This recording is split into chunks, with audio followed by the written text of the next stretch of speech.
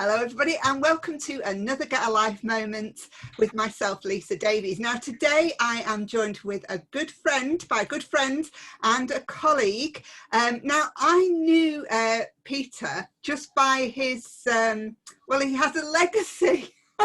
Even before I met him, I'd heard my husband tell his story over and over and over again with our leadership delegates. So I felt like I knew him before I'd even met him. But this is your chance to meet this wonderful man. Welcome, Peter Cifelli. How are you doing? I'm very well, Lisa, and welcome everyone. Okay, it's lovely to be here, and I'm going to be led by your questioning. Oh, fantastic. I did say before we came on live that this is your moment for stand-up. I'll just give the audience a little bit of an insight that Pete can be a bit of a joker, so it could be entertaining. So who is Peter Cifelli then for our audience? I suppose we're a product of our partly our upbringing and the people we've listened to and our influences and the things we've done, either badly or well, and we've learned from that and then sort of moved on. I'd lived quite a happy life up until, I think you're alluding to I was quite ill a few years ago. Yeah. I think you're alluding to that. There's other interesting things before we even get to your story. You know, how does a Scotsman have an Italian name then? Where does that come from? Oh, I see. No, it's actually quite common. 4% of Scotland are Italian, which is quite high if you think about it. Yeah, it's quite high. A lot of immigration through Glasgow. So my grandfather was part of that. Yeah. So he sort of came over and basically settled in there. And I worked in Glasgow initially as a chef when I was a youngster. Yeah, you're pretty good at cooking, aren't you, Pete? You're pretty good at cooking. I watch all of your recipes coming up on Facebook. I'm a magnificent cook, yes. Yeah. What was it? People who, when they sample my food, they just give up. Because there's no point. They'll never taste anything that wonderful again. So some of them just go off and starve or they become monks. I don't know. It's but that's what my lasagna does. Yes, yeah, absolutely. So I suppose that came through, you know, that whole sort of Italian heritage comes through in your wonderful cooking. But that's not what you're famous for, is it?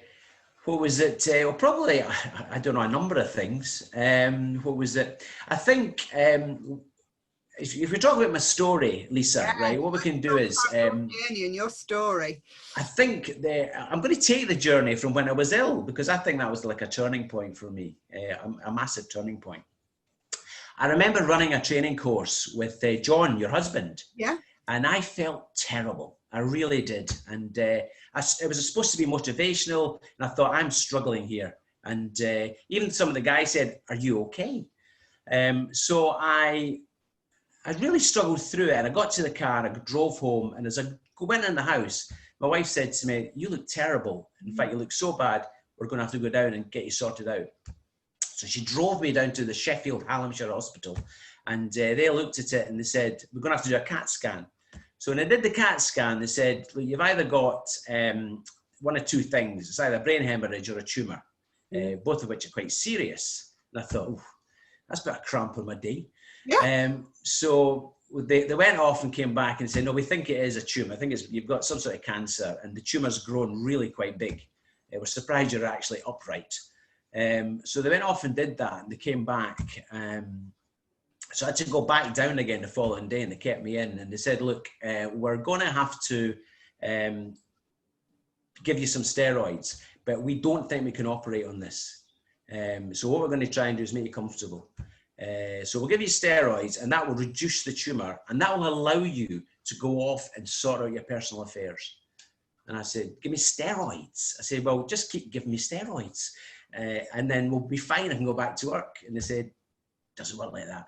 The steroids will have an effect over 10 days and that's it. So they said, when do you want us to start the steroids? Because you've got a 10-day window really. So I said, right. So I got my diary out and I'm flicking through it. And my wife said, what are you doing? I said, I'm finding a date to sort of start this, you know, a date for death really. And as I went through the diary, I thought, hang on, that's Amy wants me to go to that thing there at work, a school thing. No, that's not good for me. I'm going to Eric Stag Night. No way am I missing that. So that's no use. And I've been watching Lost. I mean, I've got to see the end. We've got to see what happens, haven't we? So that's no use. So I had to shut the diary and say, look, I don't have a date for death. Okay, it doesn't fit in with my social calendar here, so we're going to have to come up with something different. So they looked a bit astonished, and they came back with it and they said, look, we've decided to do an operation. So I had to come back in and do that, and that was interesting as well. What was it? I remember going in, and I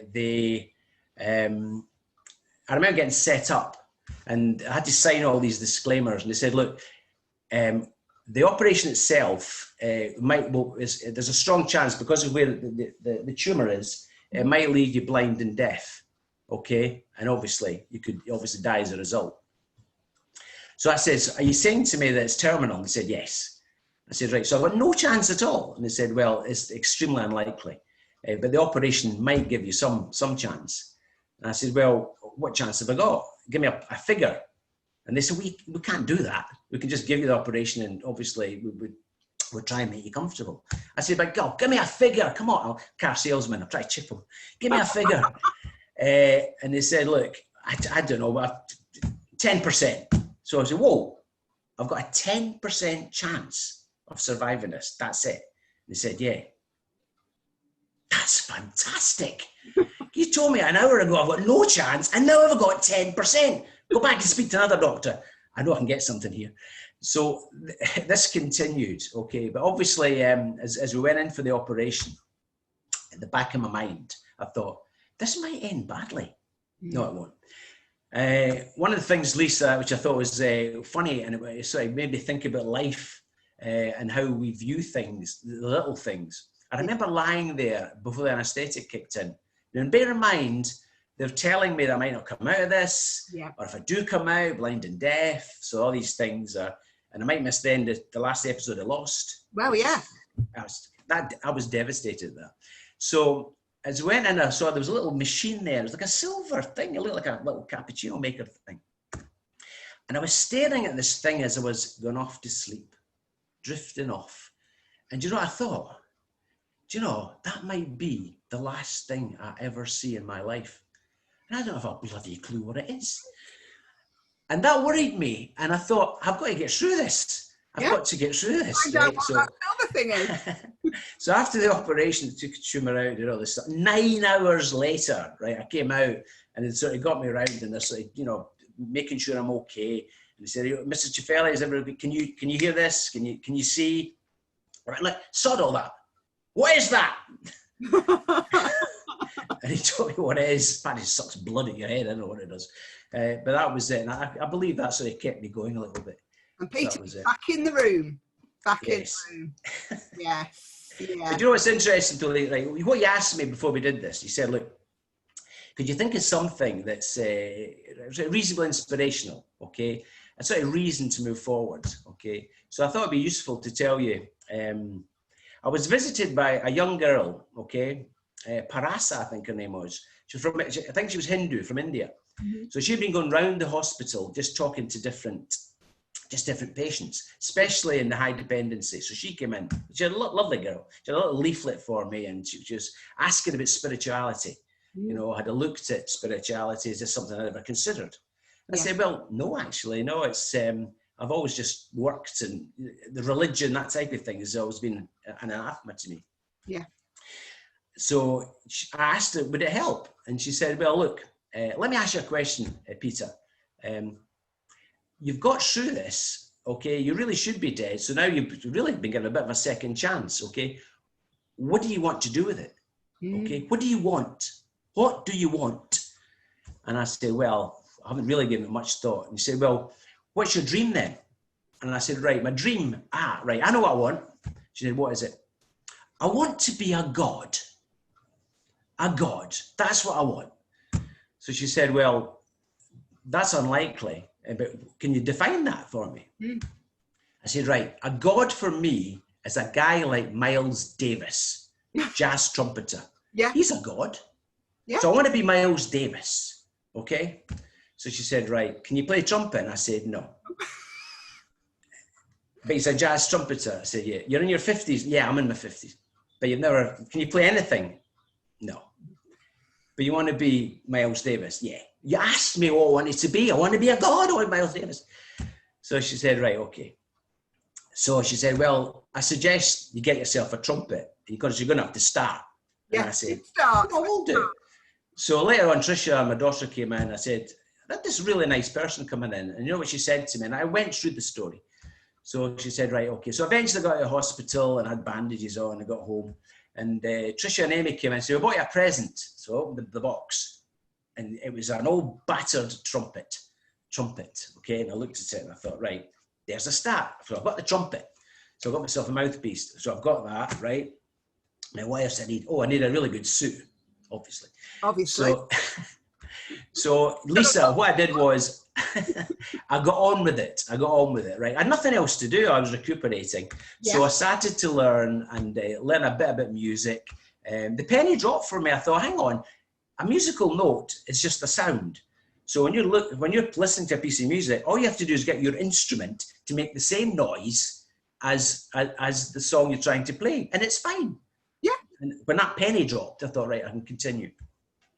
So I practiced. I learned all the scales. I learned jazz scales. I love jazz, obviously, and I did all that, and I went right through. But I kept thinking about that dream. Yeah. Do you remember my ambition to be a god? Yeah. Okay. So eventually, I went off to a few gigs and stuff, and a friend of mine, Watty, good old Watty, that I went to school with, he said, I want to go down to it's a jazz club in Edinburgh, near Haymarket. So I went off there, and Walter had bought a trumpet as well. So we both used to practice together, try to do duets and things. Yeah. So we both set off and we had the stuff in the car, and we got to this club near Haymarket. And we were in there and we sat down, and at the bar, one of the guys came over, clarinet player. And the group were called Dr. McJazz, and apparently they played there every week. And there were all tables there, a lovely little club. Yeah. And I was just chatting to the guy. I said, oh, we've actually got a couple of horns in the car. And he said, well, if you want to get up and jam, you can do it. And I said, oh, good God, no. In front of people, that's not going to happen. And then I thought, why say no? I mean, what's the worst thing that can happen? I get up and I make a complete arse of it, pardon my French, and that's it. But hey, I've had a go, haven't I? Yeah. So but Walter, he refused. No way. I said, right, I'm going to get it. So I went out and got the trumpet. I thought I could be dead tomorrow. This is my chance. Yeah. So I went up to the stage, and as I stood up and looked out, my God, it was terrifying. There was only about maybe, I don't know, say 18 people in the club, a few couples there sat around. So you're looking up there, the band were on the stage, and she said, well, what do you know? And I said, well, what about Basin Street Blues? Do you know that? And I said, yeah, I think I do. I said, what key is it in? She said, D major. I said, right, well, I know that one. And I said, so what do I do? And he said, well, do you know the notes in the chord? I said, yeah, I do, yeah. Just play these, but don't play anything else. Just play these 8 notes in the chord, and don't deviate. Don't try and be clever. Keep it simple. I said, right, okay, I will. So the band set off, and the guy, the bass player, kept looking at me, and he sort of gave me the little signal. Stopped at the bar. So I thought, I've got the next 12 bars of mine, okay? And then I started to play. And I played the notes. I mucked around with it, played the notes again, always sticking within the song, always keeping the solo going, kept the solo going for 12 seconds, okay? And they got to the end of the bar, and then it moved on to the pianist who did his bit. But as we moved on to the pianist, the audience started to clap in my solo. Wow. So as they were all clapping, right, I looked up and I thought, I'm a god. Yeah. For 12 seconds, I'm a god. Yeah. I've achieved it. You did it there. It might be for 12 seconds, but it doesn't matter. Those are my 12 seconds. Absolutely. Those are the 12 seconds I worked towards. And I think that sort of defined it. Yeah. And I kept that sort of thing going. Yeah. So do you still play now? Oh, of course I do, yeah. Yeah. Yeah, I still play. No, you could have played for us. You could have I played. would have even thought of that. I would have even thought of that. Sorry. There we go. Hang on. Oh, this is it. He could be playing. He could be playing. Hang on. Right, I've got 2 seconds. You have. I'll just fill in between times. Here we go. This is a first on my Get a Life moments. We have had musicians before, but we've never had one that's run off to get their instrument. This is it, Pete. This could be your next 12 seconds as a god. Here we go. Here we go. He's coming. He's coming. Just building up. It could be a... Please. Please. Right, Lisa, sorry about that. No, I can't get the trumpet. It's in bits. It's in the bath. I forgot to do. That's typical, right? Well, I've got a harmonica. You got a what? You got a harmonica? Well, because of the trumpet, right, I didn't realise I had any kind of musical ability. Right, okay. Being in my 50s, right? Yeah. So, it's an old one. That's all right.